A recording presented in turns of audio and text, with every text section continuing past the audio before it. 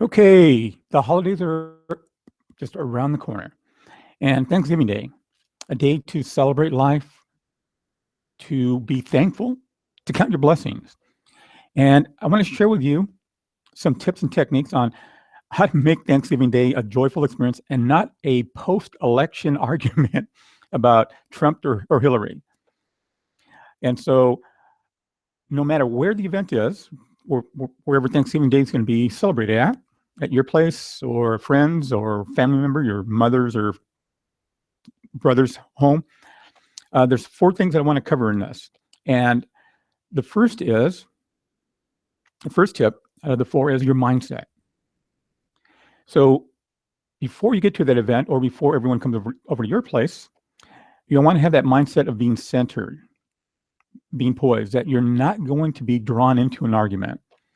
And so you want to already prepare yourself, because you may have a sibling that may know which buttons to push or a relative or friend that may want to debate about something. And just have that mindset you can be centered and poised and stay in control.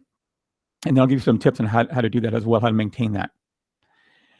Tip number 2 would be, the best is just to simply state that if anyone starts to talk about politics, simply state that this is a no politics zone. On Thanksgiving Day, we do not talk about politics. So right there, you preemptive, you stop it. And that can help in most cases. People will respect that. And if they don't, then you have to do some other things. However, just stop it, say, no politics today. This is a no politics zone. So we're going to enjoy our Thanksgiving Day and celebrate life. And so that's one technique. If anyone tries to draw you into a conversation about politics, say, nope, I'm not talking about politics today. And so use that any potential conversations that you have that can drag you into a conversation about that. Because the conversation can go from conversation into argument into chaos. And that's what you want to avoid. You don't want to be that person that people remember that caused chaos during a holiday. So that's tip number 2. Tip number 3, if you do hear or get into a discussion and someone is making a point, don't argue to be right. Again, do not argue to be right. Instead, search to understand. And so be more curious. And you can ask them some questions. That's interesting. That's an interesting point of view. And then from that, you can deflect it. Well, today I'm not talking about politics. And so that will help just acknowledge them and then deflect.